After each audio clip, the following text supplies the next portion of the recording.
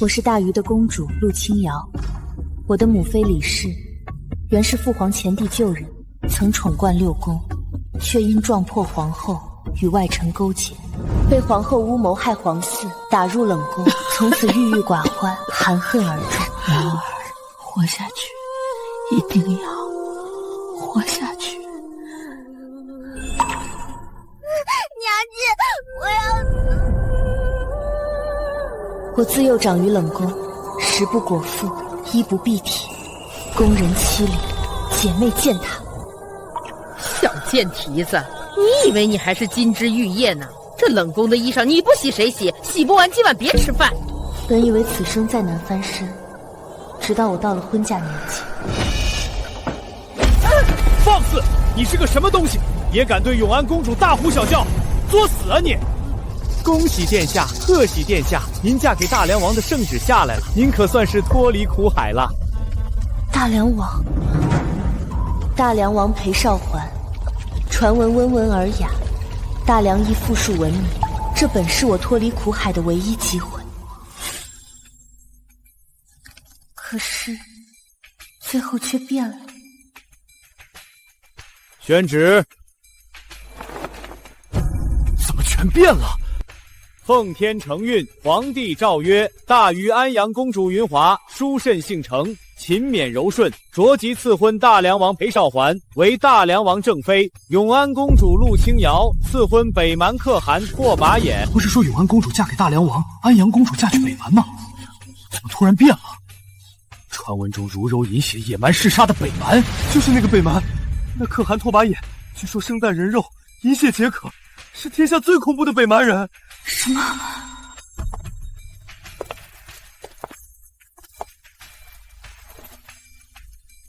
妹妹，多谢你让出的好姻缘。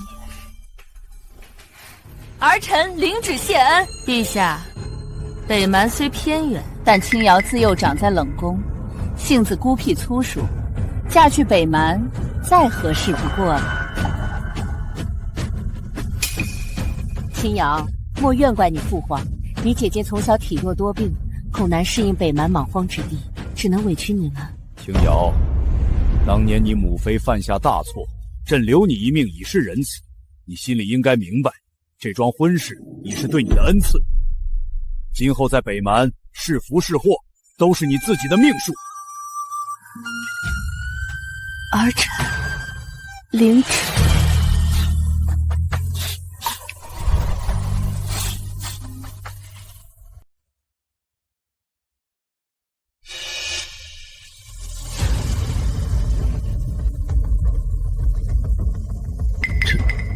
这连寻常工人出宫的规制都不如。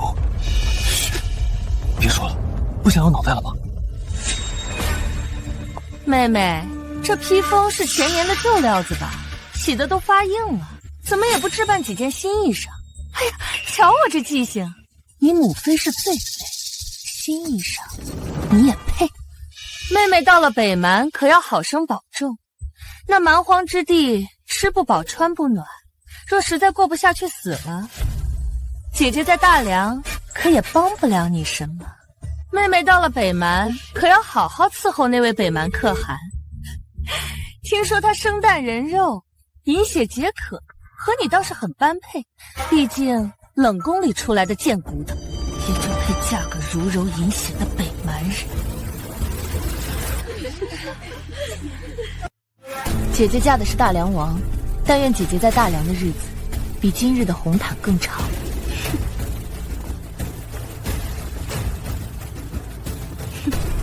起轿。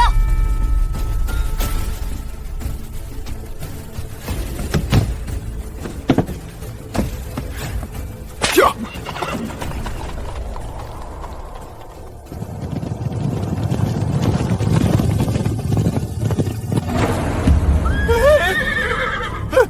劫匪！是劫匪！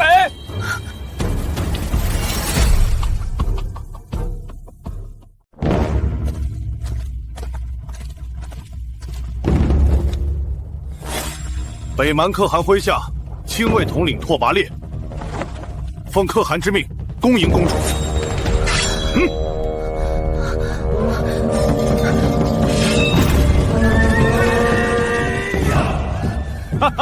公主莫怕，这是我北蛮最隆重的迎客之礼。刀锋驱邪，鼓号迎降，骏马踏尘开路。草原上的规矩，越是尊贵的客人，动静越大。拓跋烈，瞧你那凶相，把人家小姑娘吓坏了，你赔得起吗？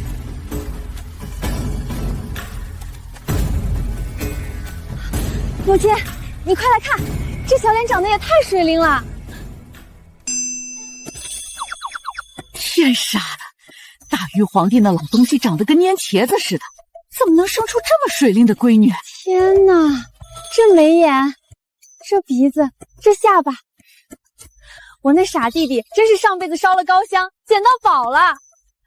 别怕，我是你婆婆，这是你大姑姐拓跋渊。阿衍那小子本来要亲自来接的，偏偏西边出了点事儿，非得他去处理，便托我们来接你。你不必拘束，咱们北蛮不兴大于那些弯弯绕绕的规矩，一家人不说两家话。那帮来求亲的部落首领，要是看到我弟媳，不得立马打道回府？什么弟媳？叫可敦，你弟弟现在是可汗了。对，可敦。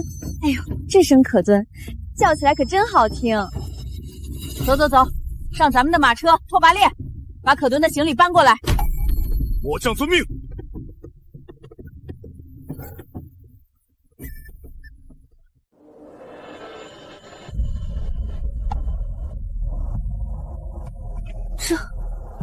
这是北蛮？那北蛮可是蛮荒之地，帐篷破得漏风。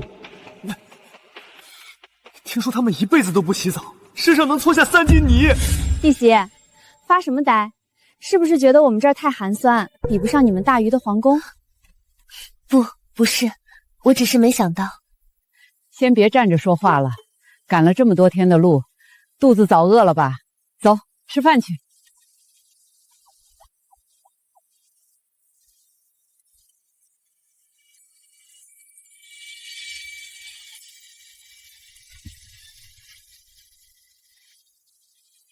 这不是域外进贡的赤玉果吗？哦，这个啊，草原上到处都是，酸甜口，开胃，你尝尝。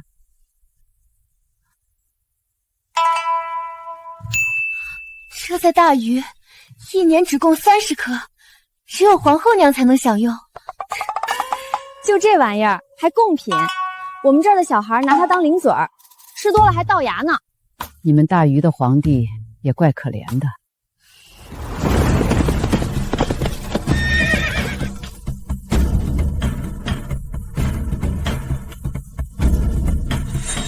阿衍回来了。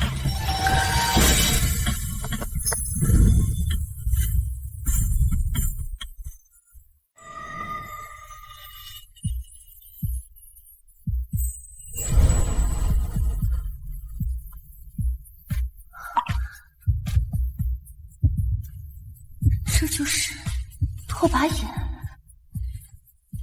母亲，阿姐，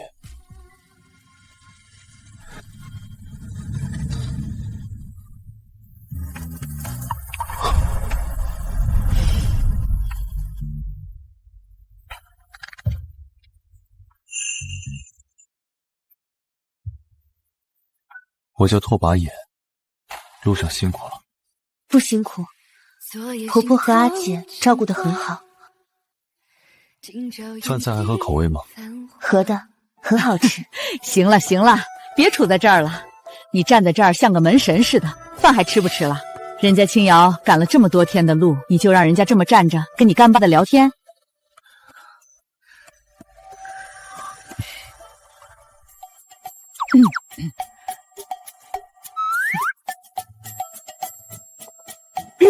阿衍，吃完饭你带青瑶出去转转呗，人家第一次来草原，总不能一直闷在帐子里。对，吃完饭走一走，消消食。你带瑶瑶熟悉一下环境。想出去走走吗？好。我跟着可汗10多年，从没见过他给任何人撩过帘子。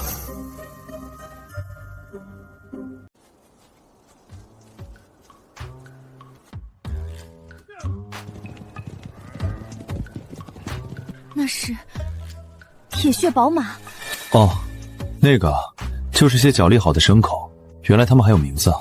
对，大禹最好的战马，1匹1万两，只有大将军才配骑。你们居然拿它驮石头？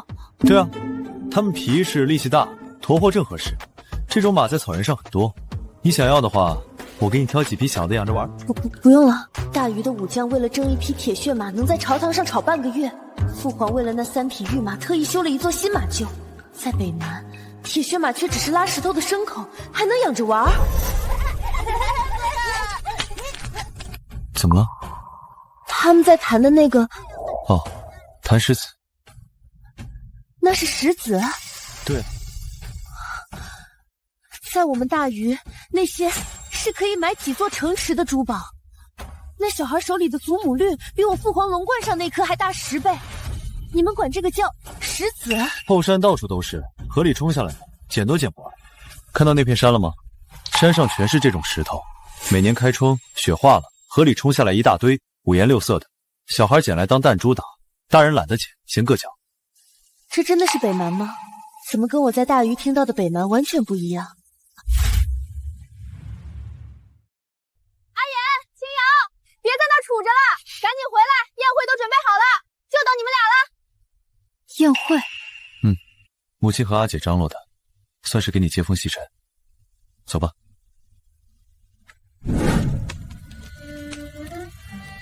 来来来，尝尝，这是咱们草原上最好的马奶酒，你肯定没喝过。多谢婆，叫阿妈。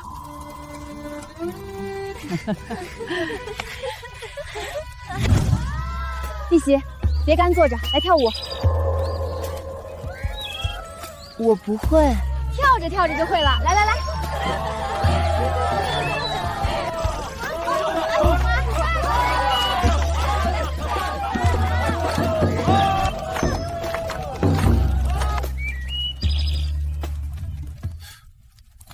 可汗，属下有个问题憋了好几天了。问。您为什么不告诉可顿实话？什么实话？您刚打下西岐国，咱们不过是在北蛮这边驻扎整顿，等开春就要迁都至西郊王都。我什么都没说，他都能被吓得不敢跟我说话。要是现在再告诉他我已经打下西岐，要迁都到那座王都，比大禹皇宫大3倍，他不得直接晕过去？可汗说的是，可顿看着就胆子小，咱得慢慢来，慢慢来。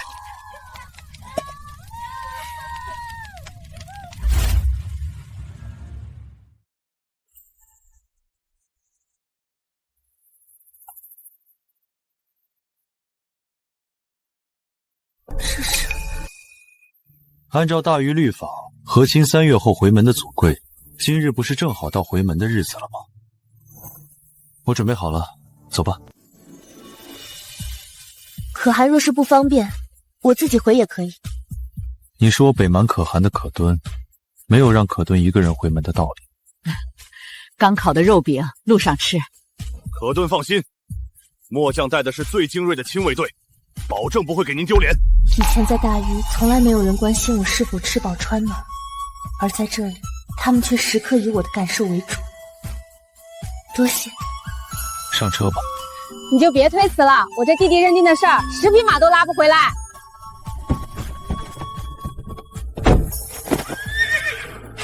出发！母亲，您说阿衍什么时候才会告诉青瑶实话？不急，等他什么时候学会好好跟姑娘说话再说吧。陛下，安阳公主与大梁王抗气情深，大梁国力之盛，由此可见一斑。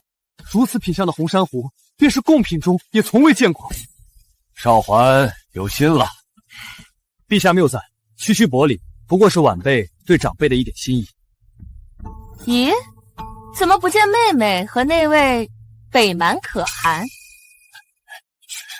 今日是回门宴，莫不是妹妹觉得自己嫁得寒酸，不敢来了？管他做什么，那蛮荒之地，怕是连件像样的衣裳都置办不出来，哪有脸回门？也是，妹妹若是空着手来，倒也不怪她。那北蛮可汗若敢怠慢我大禹的回门宴，北蛮可汗，永安公主到。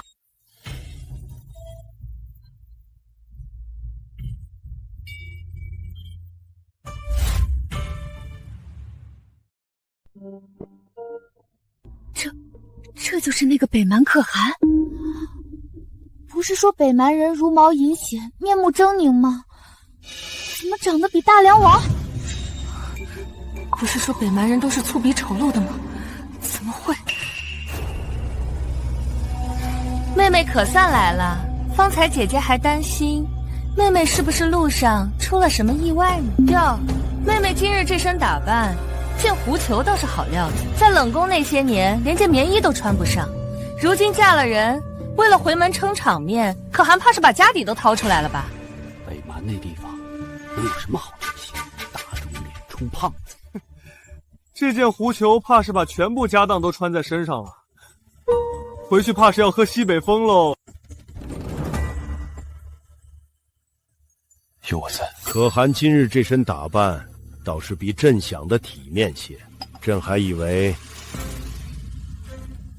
北蛮人茹毛饮血惯了，连件完整的衣裳都穿不出来。陛下说的是，北蛮人确实比不得大禹皇室知书达理。只是本汗有一事不明，大禹锦衣华服，礼仪之邦，怎么连自己的公主都养不起？可汗倒是伶牙俐齿，只是本宫听说，北蛮贫瘠，连个像样的住处都没有。可汗在这儿逞口舌之快，不如想想回去怎么养活你的可敦。他在冷宫虽苦，好歹有口饭吃，嫁去北蛮，怕不是连饭都吃不饱。这就不劳母后操心了，儿臣在北蛮一切都好。好了好了，说这些做什么？嫁都嫁了，日子过得好不好，都是妹妹自己的命数。咦，怎么没见妹妹的回门礼？该不会是只顾着打扮，把正事给忘了吧？礼在后面。哦，那姐姐可要好好看看北蛮给妹妹置办了些什么好东西。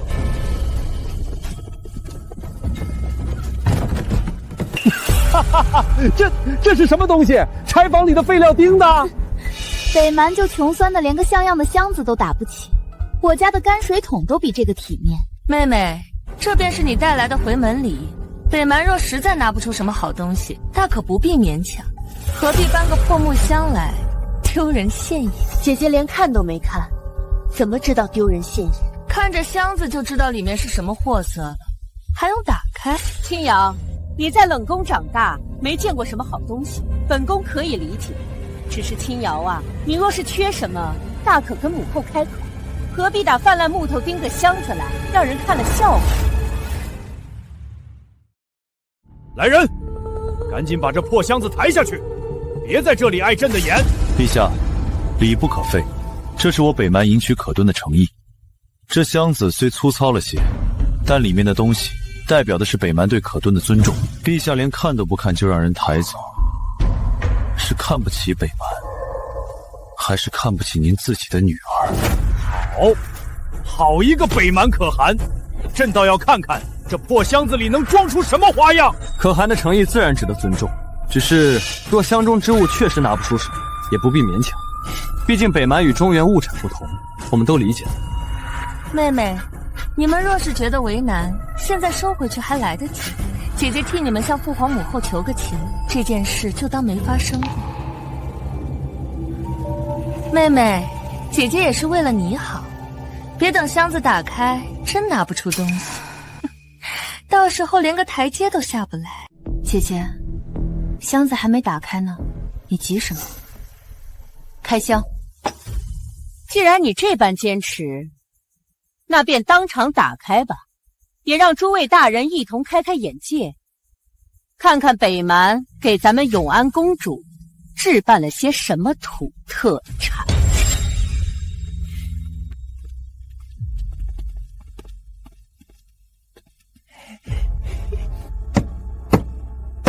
可汗，小的们可要翘了，您到时候可别心疼啊。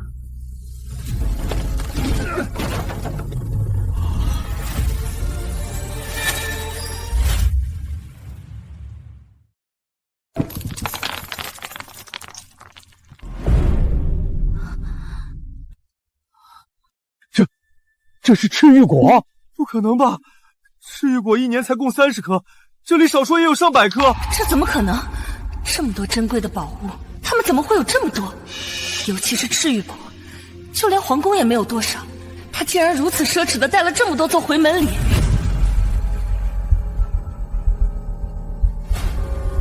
假的，一定是假的！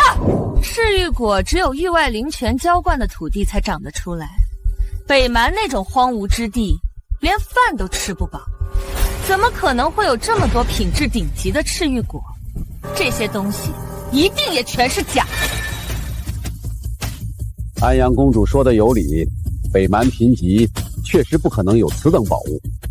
八成他们是拿什么和赤玉果相似的野果冒充的，想在大殿上充面子。妹妹啊妹妹，姐姐还以为你嫁去北蛮会更加顺从乖巧，没想到你竟学会了弄虚作假，为了撑面子，连这种下作手段都用得出来。这不是假的，都是真的。青瑶，你在冷宫长大，没见过什么好东西，母后可以理解，可你也不能拿假的来糊弄啊！这不是丢大鱼的脸吗？空手回门是没有面子，但也不能弄虚作假呀！母后您都没有细看，怎知一定就是假的？还用细看吗？这赤玉果就算是域外进贡来的，都没有这么好的品质。你这个又大又圆，不是假的是什么？我一直以为大愚人见多识广，没想到也是孤陋寡闻之人啊！你说什么？蛮夷之徒，竟敢公然挑衅我大禹百官！可汗这是恼羞成怒了，被揭穿了，就说是大愚人孤陋寡闻。你们北蛮那地方，除了牛粪，还能有什么好东西？你们道听途说，只当我北蛮处处山石，却不知我北蛮深处也有蜂窝土地。你们坐井观天，倒反笑天下。够了！你那些破烂货拿出来也是丢人现眼。破烂货？陛下连看都没看清楚，就说是破烂货。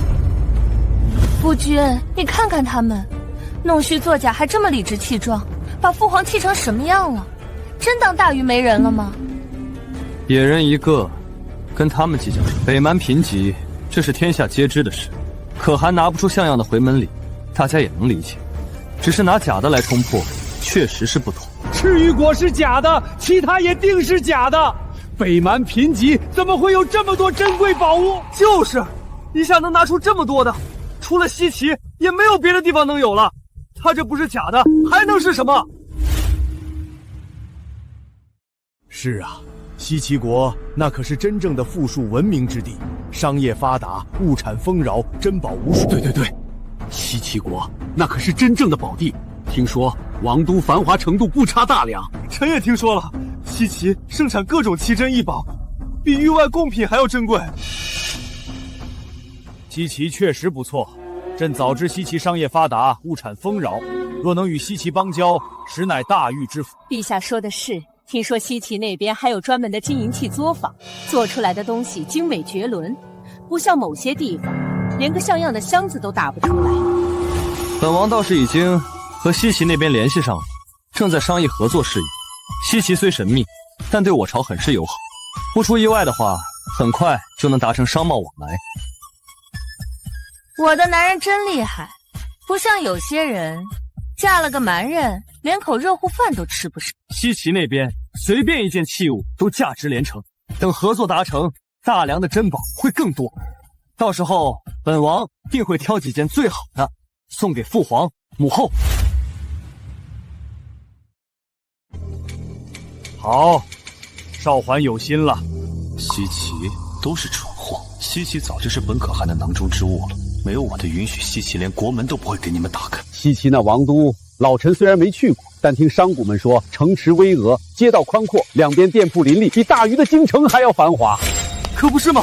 听说西岐光是银匠就有上千人，做出来的器物精美绝伦，连大梁的能工巧匠都自愧不如。而且西岐盛产各种宝石，红的、绿的、蓝的，应有尽有。据说随便一个商贾家中都摆着几箱子宝石当摆设。等你们合作成了，你一定要带我去西岐看看，我要买好多好多宝石。好，都依你。西岐确实是好地方，可惜西岐王太过神秘，从不露面，不然本宫倒真想见见什么样的人物能把一个国家治理得这么好。哎呀，说起来，西岐那种地方，怕是有些人连想都不敢想吧？可汗，你说是不是？北蛮那种地方跟西岐比，是不是就像茅坑跟宫殿比？姐姐，你怎可如此羞辱北蛮？妹妹，你看你北蛮可汗都默认不辩解了，你还不分个什么劲儿啊？可惜啊，可惜，西岐王那样的人物，怕是看不上北蛮这种地方的人。可汗这辈子怕是连西岐王的面都见不着吧？见不着，那是你们。我想见他，便得跪在我面前，因为他已经是我的阶下囚了。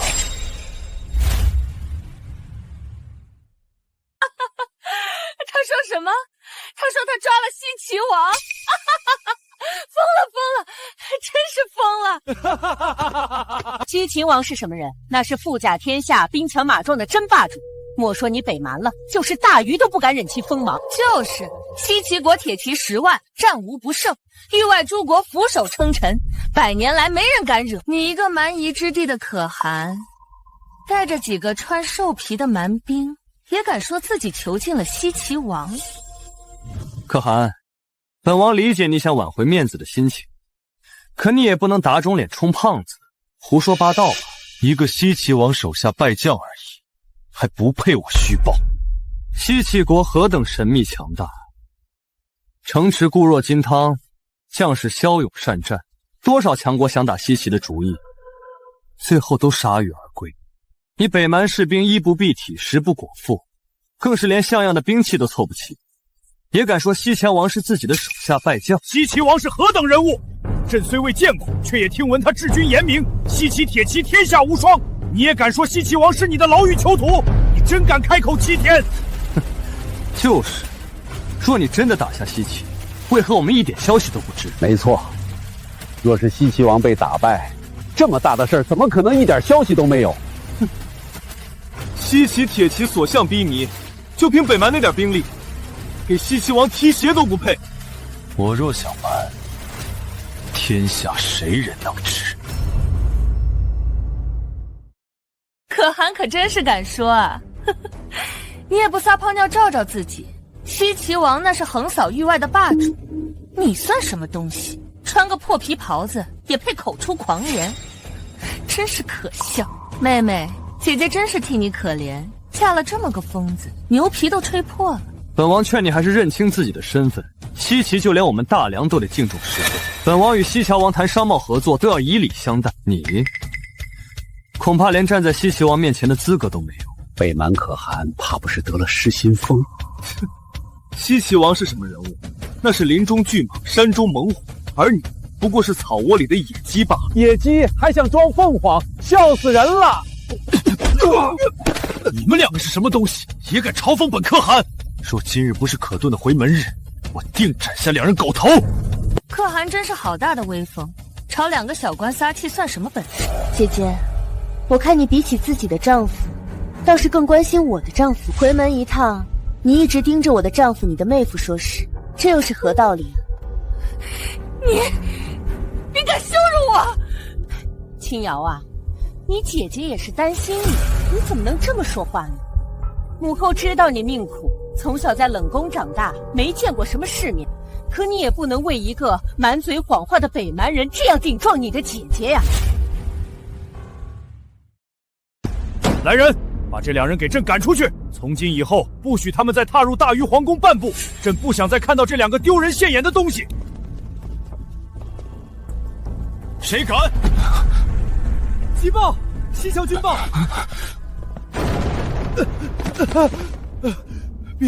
陛下，西岐国，西乔怎么了？西岐国被打下来了，现在整个西岐的易主了。什么？西岐被打下来了？不可能，西岐那么强大，谁打下来的？小人就是有天大的胆子也不敢谎报。我们探了3个月才探出实情，马跑死了几十匹，兄弟死了10几个才将情报传出来。谁打下的西岐？是北蛮兵。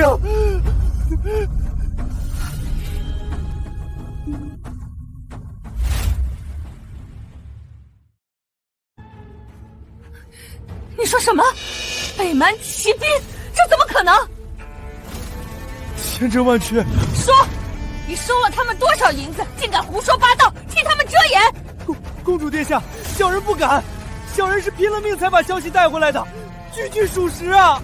句句属实。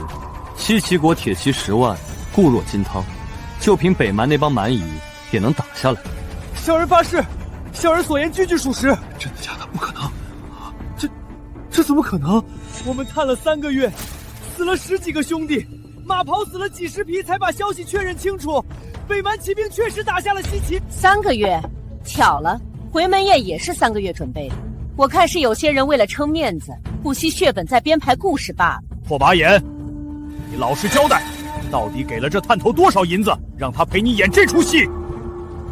区区一个西岐，在你们看来是需仰望的存在，在本可汗看来不过是放马的牧场而已。不需要演戏。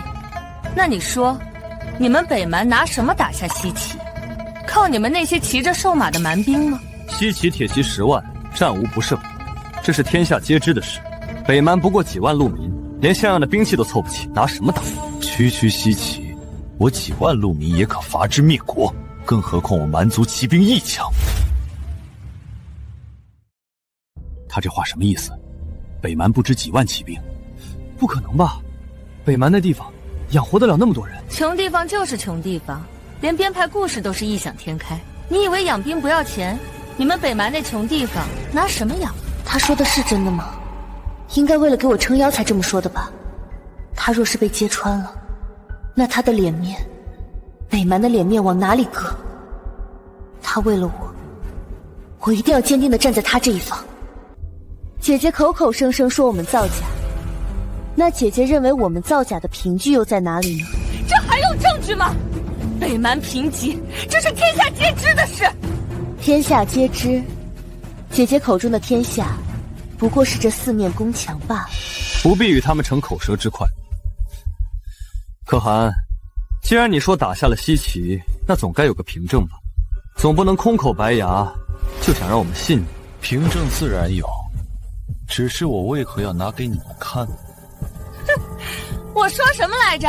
什么打下西岐，什么北蛮骑兵，全都是他一个人自导自演的戏罢了。一股穷酸味儿，还痴心妄想打下西岐呢？是啊，若是真的，又怎么会遮遮掩使，不给凭证呢？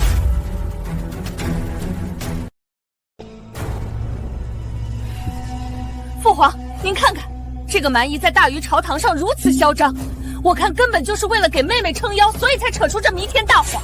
父皇，您可是明君，您要是不严惩他，天下人还以为您被蒙蔽，日后传出去，您的脸面往哪儿搁？拓跋衍，你欺朕太甚，真当朕不敢治你？父皇要严惩，总得有个罪名。罪名？欺君之罪还不够吗？谎称打下西岐，这不是欺君是什么？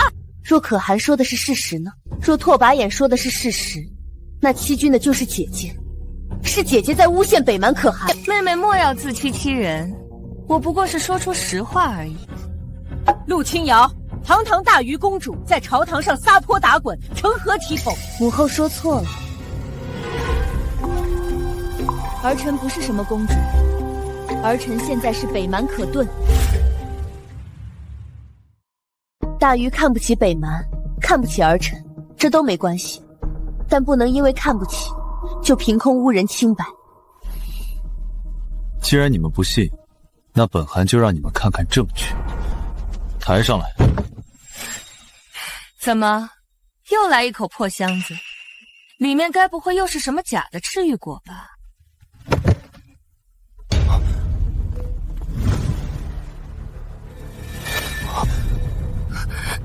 你说句话呀！这到底是真的还是假的？大梁王，那东西到底是真是假？玉是真的，西桥王印用的是独门青田玉，天下没有第二块。这玉的质质、色泽、纹理都对得上。就算玉是真的，也可能是他们偷来的。北蛮人什么事干不出来？安阳公主好一张巧嘴，给了凭证，又开始怀疑是我们偷盗的。看来你们是铁了心的，就是不认我说的是事实了。那看来这个我原先拟定的与大梁商贸往来的诺纸是不需要的。一个蛮夷之地的可汗，连字都不一定认得，还拟定商贸诺纸。本汗打下西岐后，这份诺纸便由本汗来批。本汗听闻大禹要与北蛮和亲，便重新拟定了一份新的商贸诺纸，算是送给大禹的见面礼。故弄玄虚，拿张破纸来糊弄谁呢？一撕就碎的东西能有什么分量？可汗为了这次回门宴倒是做足了准备，连假的诺纸都提前准备好了，真是用心良苦。北蛮人真是异想天开，就是还商贸诺纸，他们见过那东西长什么样吗？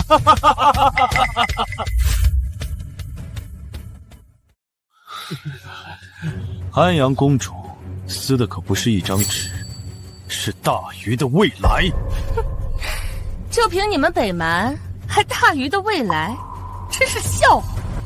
那诺纸上到底写了什么？父皇不必当真，定是他们仿造西岐做的假东西，专门为了这次回门宴撑面子。北蛮人怕是连真正的诺纸长什么样都没见过，仿造出来的东西能看吗？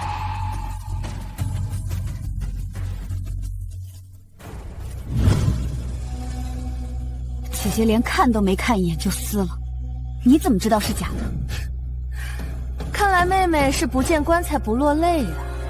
陛下，既然青瑶不死心，那就让真正见过世面的人来看看吧。大禹曾派使臣去西岐皇宫出使过，让他来瞧瞧，不就知道真假了？那爱卿你来看看。老臣参见陛下。爱卿平身，你看看那些碎片，可是西贤王的笔记？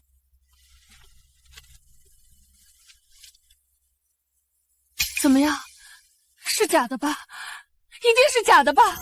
陛下，这是真的，这是西昭王独有的笔记和印证。老臣当年出使西岐，见过西羌王的真迹，绝不会认错。他说的居然是真的吗？不可能，一定是你看错了，你老眼昏花了。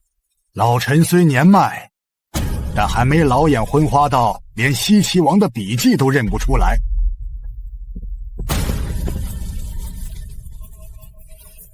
李爱卿，你确定这真的是？老臣以项上人头担保，这确实是西秦王的笔记和印鉴。那这诺纸上写着，大禹作为北蛮的姻亲之国，所有商贸往来可以享受50%优惠，西岐原有的商路全部对大禹开放，关税全免。什么？商路全开，关税全免？仅此一项，大禹每年的税收便可增加3倍以上。不可能，这不可能！北蛮怎么可能？父皇，陛下，你疯了！那是云华，你的亲生女儿！闭嘴！可汗，这诺纸可还奏效？撕碎了就是撕碎了，本汗给过大禹机会。你毁了大禹的未来！父皇，我不知道，我不知道。陛下，云华是你的亲生女儿，你为了一个外人打她。外人？你知道这值多少钱吗？3倍的税收可让大禹发生翻天覆地的变化。不可能，北蛮怎么可能比大梁还有钱？他们不是蛮荒之地吗？不是连饭都吃不饱吗？无知之辈！陛下和梁王若无其他事情，现在本汗要带可顿回家了。可汗且慢，可汗且慢！可汗，诺纸虽然撕了，但我们两国和亲一事已是事实，何不亲上加亲呢？商贸之事还可以再谈，万事好商量。这是诺纸只有一份，撕了就是撕了。拓跋衍，你别不识抬举！大禹和大梁给你机会跟你做生意，那是看得起你。看得起本汗，到底是谁给谁机会？够了！你给朕闭嘴！可汗，你想要什么条件，尽管说，朕都可以答应你。本汗什么都不要，你们记住，今日这个机会是你亲手撕碎的。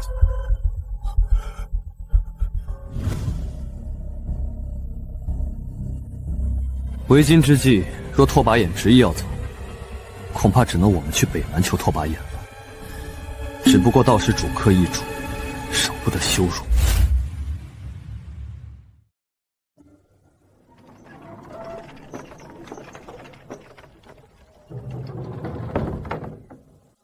可敦是舍不得吗？不是，只是觉得可笑。我在这里活了20年，从来没有被当成人看过。以后那里再也不是你的家了。那我的家在哪儿？在那边，他们眼中的莽荒之野。好，那我们回家。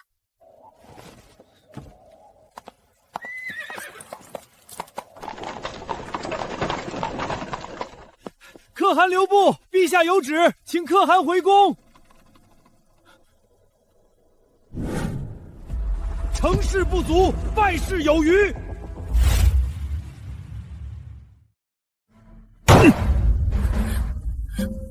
父皇，我不知道那是真的，我以为他们……你以为什么？现在好了，诺纸撕了，上路断了，你满意了？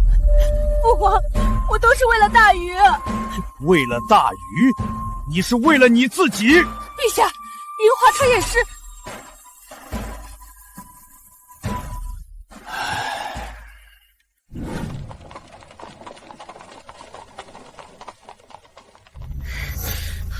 回来了！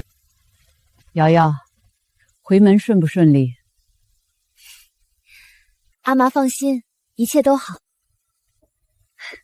瘦了，是不是没吃好？走走走，正好阿妈给你炖了羊汤。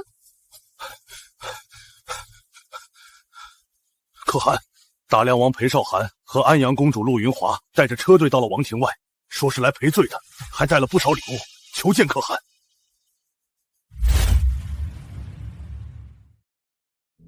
刚回来他们就追来了，还真是迫不及待。说是来赔罪的，赔罪就要有赔罪的态度，让他们等着。他们怎么还追到北蛮来了？不管他们来干什么，这里是北蛮，可不是大禹。陆云华就是那个一直欺负瑶瑶的女人吗？她居然敢来我北蛮！哼，看我不撕了她！算我一个！可汗，还有一件事，殷若兰也回来了。前几天来王庭找过可汗，听说可汗不在就走了。那个人回来准没好事。殷若兰是谁啊？一个自以为是的女人，从小就缠着我弟弟，甩都甩不掉，烦死人了。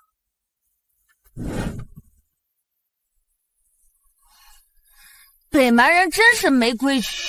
我们都在这儿等了快2个时辰了，还不见我们，居然敢让我们等这么久！别抱怨了，若不是你撕了诺纸，我们至于来这个穷酸地方吗？我哪知道那是真的？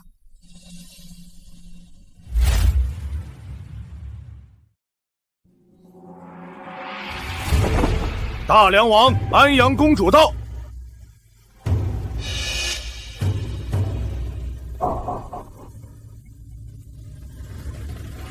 可汗，别来无恙。大梁王大老远跑来，有什么事？本王此来，一是为回门宴上的误会向可汗赔个不是，二是想与可汗再商议商议三国商贸之事。妹妹可安好？姐姐倒是追得急，我和可汗刚落脚，你们就追来了。不必虚情假意，有事请直说。可汗说笑了，那日之事实是误会。大禹和大梁对北蛮的邦交一向重视，此次来也是为商贸之事，怎会是虚情假意？大梁王这话说的倒漂亮，既然重视，为何诺纸刚拿出来就被撕了？安阳公主性子急了些，是本王管教不严，可汗大人大量，商贸之事，还望可汗再给一次机会。哼，本汗说过，机会只有那一次。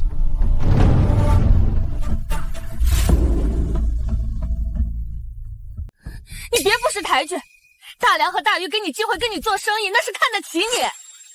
看得起本汗？本汗需要你们看得起。北蛮现在虽然有点矿产，但没有大梁和大禹的商路，你们的矿石卖给谁？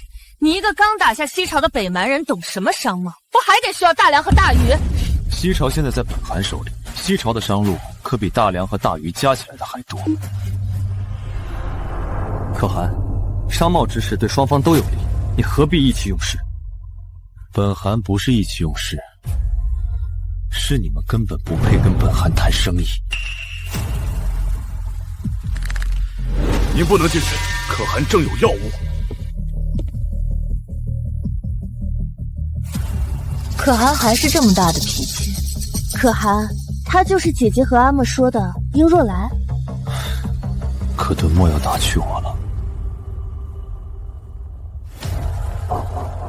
本汗让你进来了吗？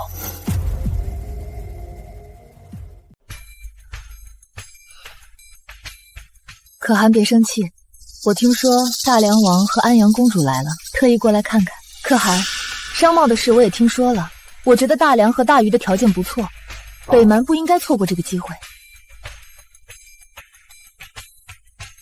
国朝邦交大事何须你管？我不是管，我只是为北蛮着想。可汗刚打下西岐，百废待兴，正是需要用钱用粮的时候，送上门来的生意为什么要往外推？难道是为了可敦才意气用事的吗？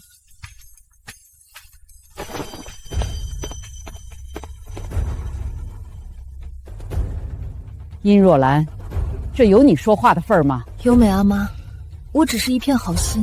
哼，好心，可拉倒吧。北蛮的事儿有可汗和可顿做主，轮不到你一个外人指手画脚。优美阿妈，我怎么是外人？我爹可是战死的。你爹是你爹，你是你。你爹为北蛮流过血，你有什么？我就是从小到大你就知道缠着我弟弟，烦不烦？人家现在都娶了可敦了，你还来添乱，要不要脸？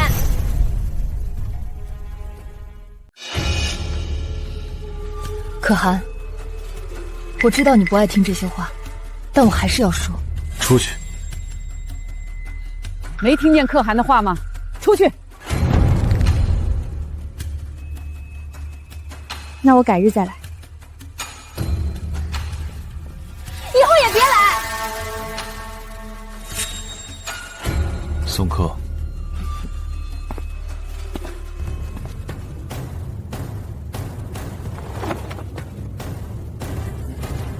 请。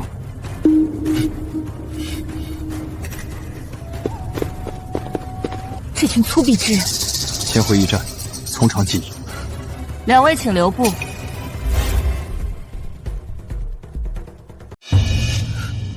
是你？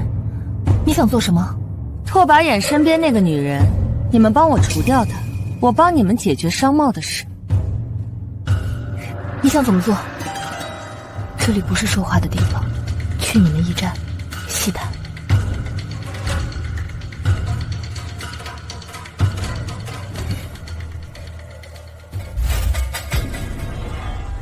可敦，这是我从大梁带回来的绸缎，送给您。您皮肤白，穿这个颜色最好看。谢谢姐姐了。可汗的阿妈和阿姐吩咐过我，让我盯紧这位小姐，不让您和她单独说话。还说她不是好人，让您千万不要被她的表面蒙骗了。不怕，有你们在，她肯定不敢对我怎么样。可敦，我有几句话想跟你说。你说吧。可敦可知道，可汗以前跟我订过婚约？是吗？可敦不知道吧？那是好几年前的事了，两族长辈定的。后来这几年，可汗一直忙着攻打西岐，这事儿就搁下了。我以为他回来后我们会成婚，没想到他直接娶了你。殷姑娘，你说的这些，可汗从未跟我提过。他不提，是因为他根本没把你当自己人。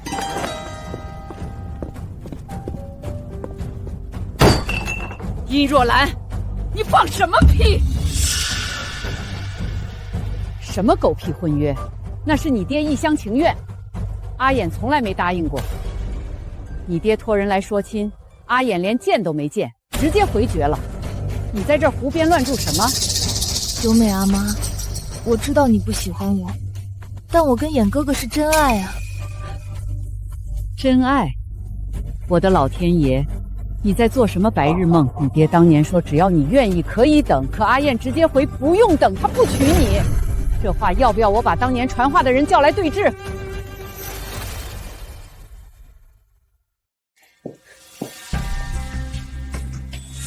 我说你怎么这么不要脸呢？人家不娶你，你就编个婚约出来骗人？可敦，我没有骗你。我是真心喜欢可汗的，喜欢了好多年。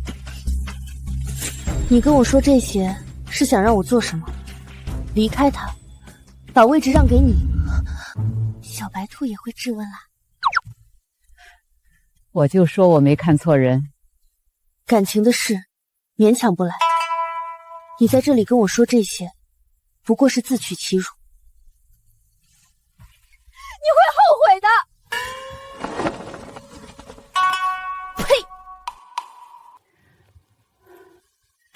瑶瑶，你别往心里去，这女人从小就这德行，想要什么就撒泼打滚，以为全天下都该顺着她。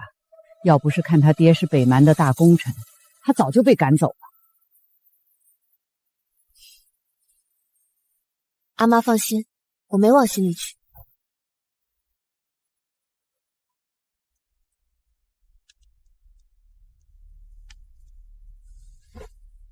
怎么了？脸色不太好。没事，可能是今天太阳晒的。是因为殷若兰的事。你知道了？阿妈跟我说的，她说殷若兰编了个婚约的事。没有婚约，从来没有。她爸来找过我，我当场就拒绝了。我知道，阿妈已经跟我说了。那你为什么还闷闷不乐？不是闷闷不乐，只是觉得他可怜，喜欢一个人那么多年，对方却根本不喜欢他。感情的事就是这样，勉强不来。假如我们不是和亲，是不是他也会像对殷若兰一样对我？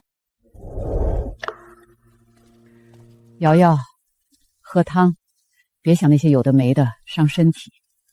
就是那个殷若兰，你越搭理他，他越来劲；不理他，他自己就消停了。好，不想了。阿妈炖的汤越来越好喝了。那当然，专门给你炖的。你说你有办法，结果呢？被人家赶出来了。那个女人身边有由美和拓跋渊护着，动不了她。那你就这么算了。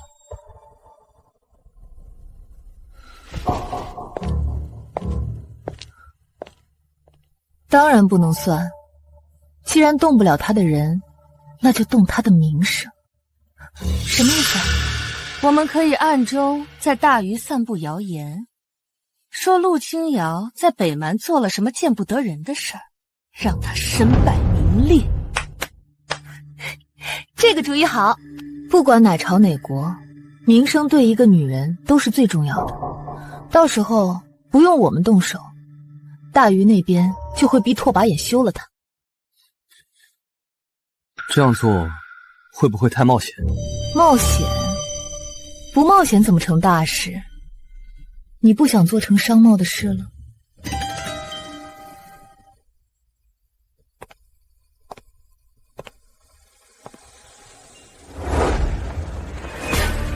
听说了吗？永安公主不守妇道，在冷宫还能跟太监勾三搭四。真的假的？当然是真的。宫里传出来的消息还能有假？哎呀，丢人啊！逆女，朕的脸都被她丢尽了。陛下息怒，青瑶从小在冷宫长大，不懂规矩也是难免的。早知如此，当初就不该让她活着。可汗，大禹那边已经传遍了，可顿在大禹的名声已经臭了，这样的人不配做北蛮的可顿。你什么意思？我的意思是，可汗应该休了可顿，重新选一个配得上可汗的女人。你算什么东西，也敢来管可汗的家事？就是，我弟弟娶谁关你什么事儿？我是为了北蛮着想，可汗的名声已经坏了，留他在北蛮只会让北蛮蒙羞。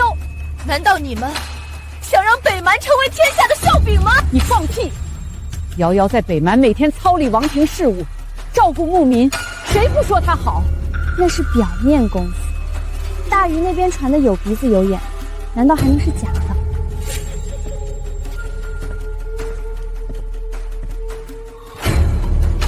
你再说一遍。可汗，我是一心为了北蛮，你不能被那个女人迷了心窍。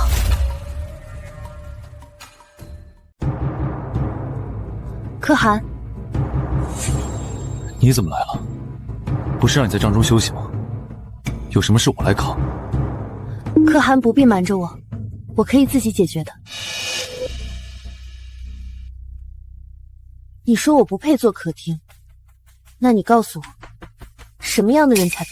是会编造婚约的人，还是会散布谣言的人？殷姑娘，大禹的谣言是你让安阳公主传的吧？你胡说什么？我听不懂你在说什么。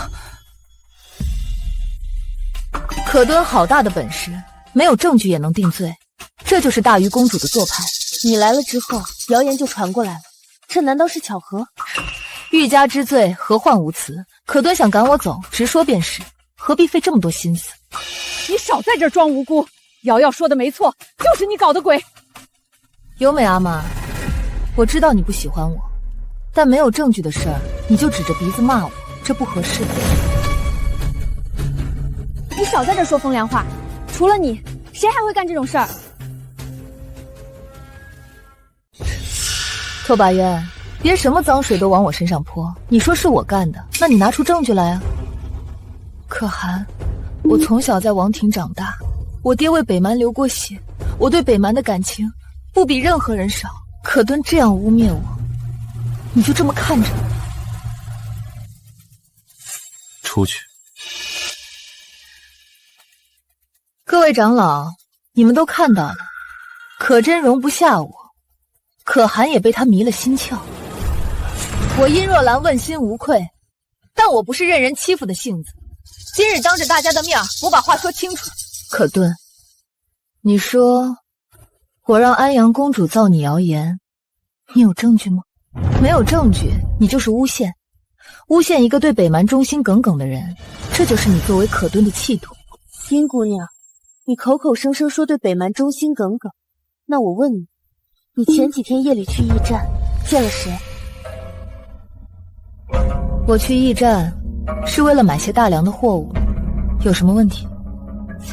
买货物？大半夜去买货物，你骗谁呢？拓跋渊，你这话是什么意思？我殷若兰行得正坐得直，不怕你们查，倒是你们口口声声说我勾结外人造谣言，却拿不出半点证据，这不是诬陷是什么？你少在这儿装！你敢说你不认识裴少恒和陆云华？那天在王赵，你跟他们眉来眼去的，当我看不见？认识就是勾结，由美阿玛。那我是不是也可以说，可敦认识大禹皇帝，所以他也是勾结大禹？各位长老，你们都是看着我长大的。我爹为了北蛮战死在沙场上，我殷若兰虽然是个女子，但对北蛮的心天地可见。如今可敦无凭无据就要赶我走，可汗也不为我做主。可汗，殷若兰他爹确实是北蛮的功臣，这件事是不是再查查？可汗，我不求您偏袒我，只求您公事公办。可爹说我勾结外人，那就拿出证据来，拿不出来就是可爹诬陷我。诬陷忠良，这样的人配做北蛮的可敌吗？你说要证据，好，我给你证据。难道他真有证据？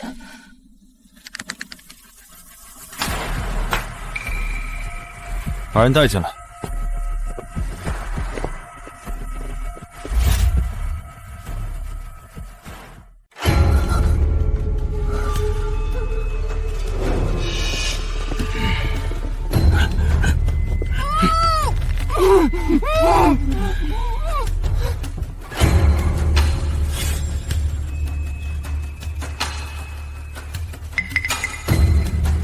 跟上他们。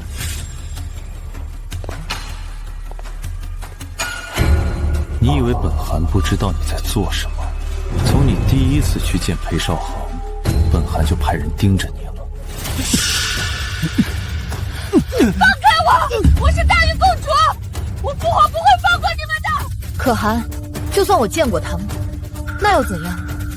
我只是跟他们说了几句话，这就能证明我勾结外人？这是你这几天和裴少恒、陆云华密谈的记录，你们说的每一句话，本汗的人都在旁边听着，一个字不漏的记了下来。需要本汗一一念出来吗？我做这些都是为了北蛮。为了北蛮？你把北蛮的兵力部署告诉外人，这叫为了北蛮？你要不要脸？我没有告诉外人。这是你画着的王庭的布防图，你还敢说没有？各位看到了，这就是殷若兰的真面目，勾结外敌，陷害可敦，泄露机密。殷若兰，你爹要是知道你做这种事，棺材板都压不住。逐出北蛮，永世不得回归，不配做北蛮人。可汗，我错了，真的错了，求你看在我爹的份上，饶我这一次，我再也不敢了。你爹是北蛮的功臣，你爹的脸都被你丢尽了。来人！殷若兰3罪并罚，勾结外敌，陷害可敦，泄露机密，逐出北蛮，永世不得回归。陆清瑶，你不得好死！我做鬼也不会放过你！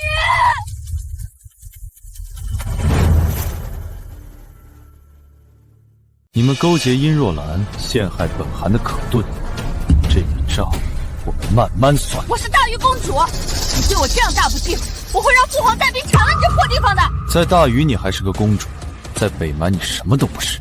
送客，大梁和大禹的商人以后不得踏入北蛮半步，违令者杀无赦。可敦，终于清静了。瑶瑶，你今天站在那儿一点都不慌。我慌，但我不能让他们看出来。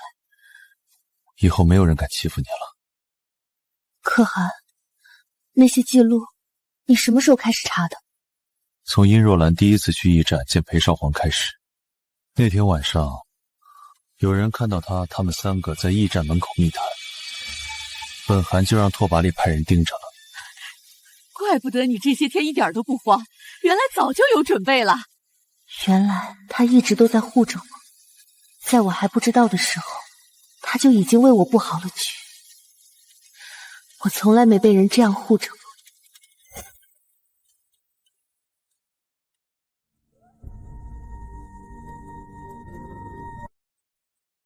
又在想什么呢？在想母妃，她被皇后害死的时候我才几岁，我不懂事，只知道哭。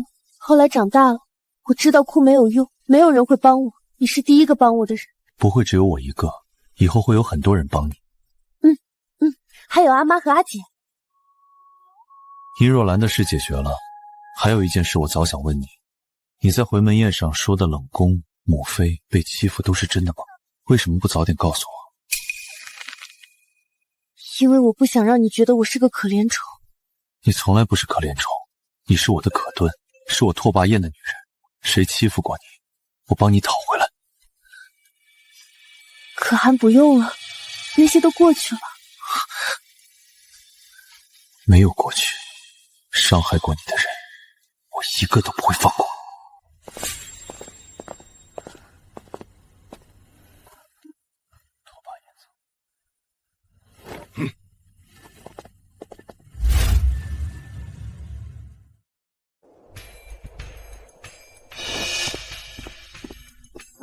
可汗，查清楚了，当年陷害可敦母妃的主谋是大禹皇后，她勾结外臣，害李氏打入冷宫，含恨而亡。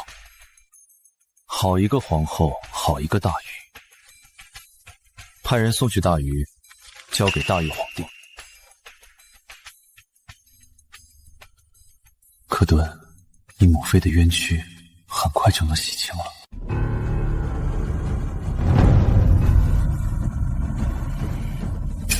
陛下，你不能信一个北蛮人的话，他是挑拨离间，他是想毁了大禹啊！来人，把皇后打入冷宫。你不能这样对我，我是你的皇后，我为你生儿育女，我做的一切都是为了你。朕对你已经仁至义尽了。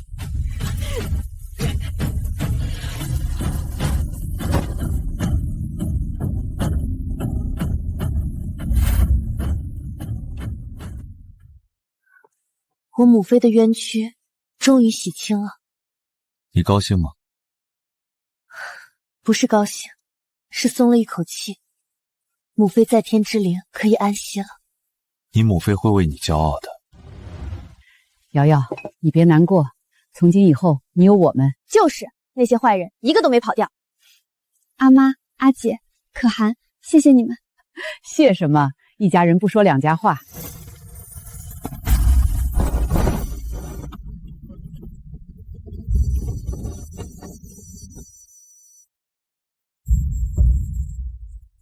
这就是那个大禹来的公主，长得倒是水灵，可她会主持祭祀吗？别把咱们的仪式搞砸了。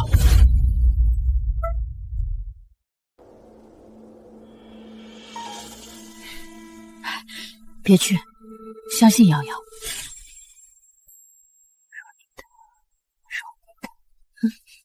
明天再练吧，你嗓子都哑了。我们继续。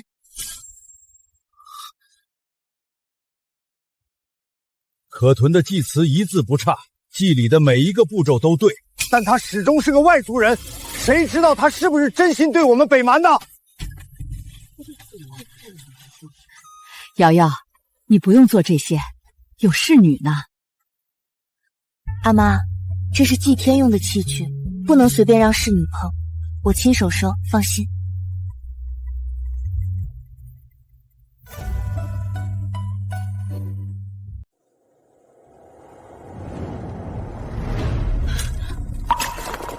这可怎么办？这是我要拿去换盐巴的。可敦，不用你，我自己来。无妨，快些捡完，别弄脏了。摔碎了几个，我让厨房赔给你。不用，没几个。这筐奶疙瘩能换多少盐巴？够1个月的。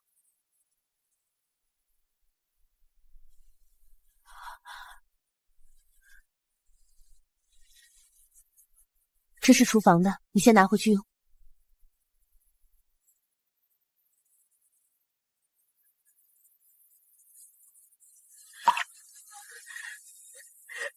这够我半年的了。你把自己的盐巴给了那个女人。厨房还有，不碍事。你这样一点一点的做，什么时候才能让所有人服你？我不是为了让谁服我，我只是在做我身为可敦该做的事。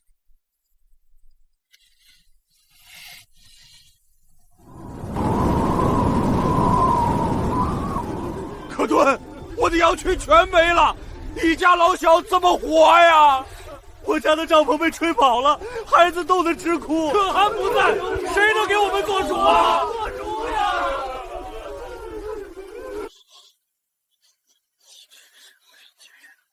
大家安静。可汗不在，我做主，所有损失的人家，先把老人和孩子安置到王帐旁边的空帐里。食物和柴火，王庭统一发放。牛羊损失，等可汗回来再议补偿。你做主？你一个外族人，凭什么做主？你懂什么？就是。你说的对，我是外族人，但我是北蛮的可登。可汗不在，我就得替他守着这个家。哼！你不信我没关系，但你总得让你的孩子有地方住，有口热饭吃吧。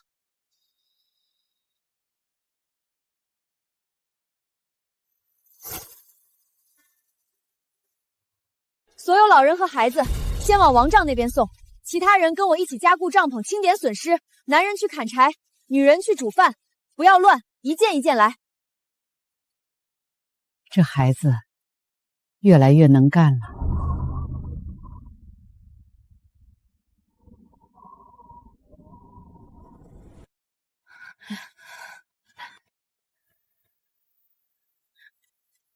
手太凉了。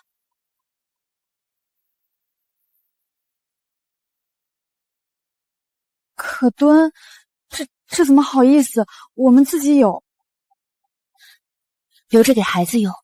大人扛得住，孩子扛不住。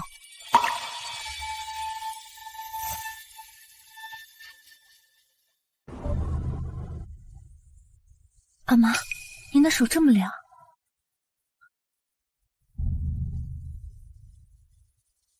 可敦，使不得，这使不得！您是金枝玉叶，冻坏了可怎么得了？阿妈，什么金枝玉叶？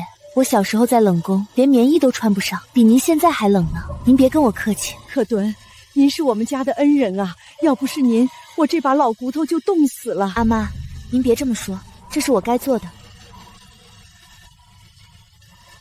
阿姐，这里漏风，帮我挡一下。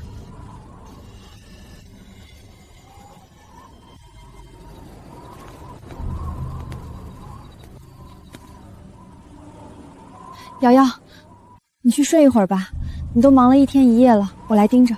阿姐，我不累，等所有人都安顿好了再说。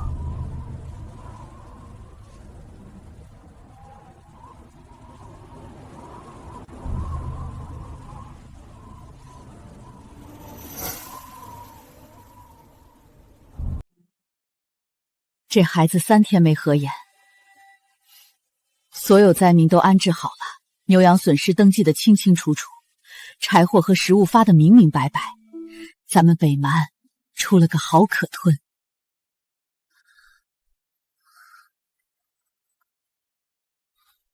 可汗，你回来了，灾情怎么样？你把自己折腾成这样，还有心思问我？我没事。牧民们怎么样了？有伤亡吗？有几个冻伤的，但都救过来了，多亏你安排的及时。那就好。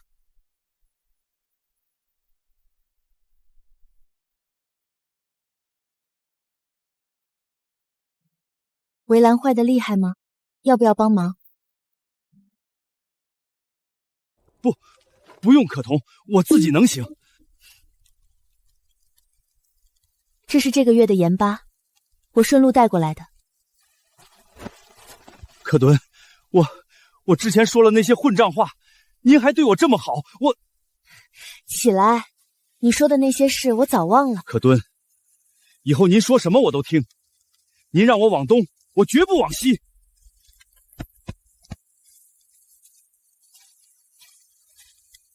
瑶瑶，你就不生气吗？他骂你的时候，我恨不得撕了他的嘴。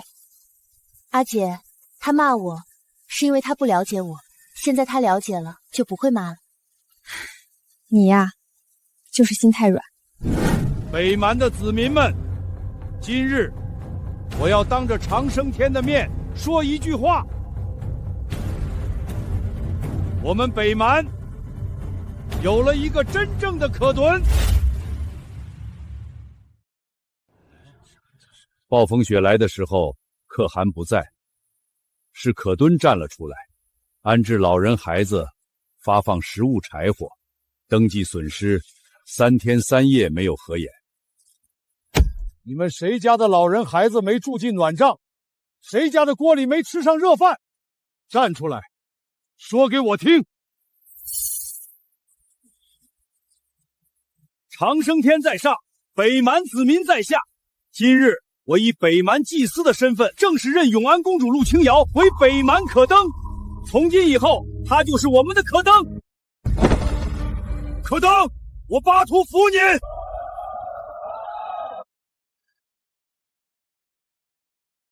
我就知道你会做到的。因为有你在。不，是因为你自己。他做到了，他真的做到了。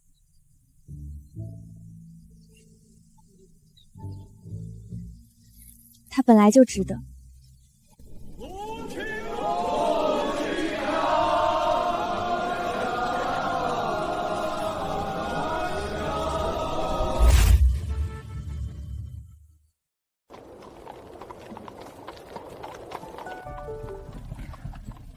没想到迁都的这一天来得这么快。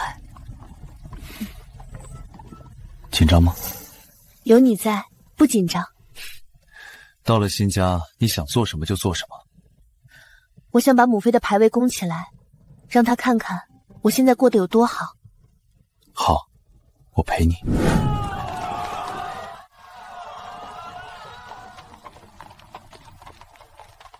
从今以后，这里是我们的家。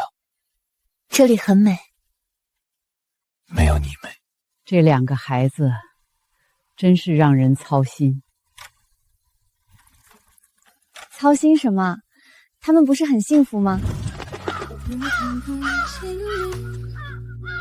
跳动天地间，百年永相随，他歌上人间。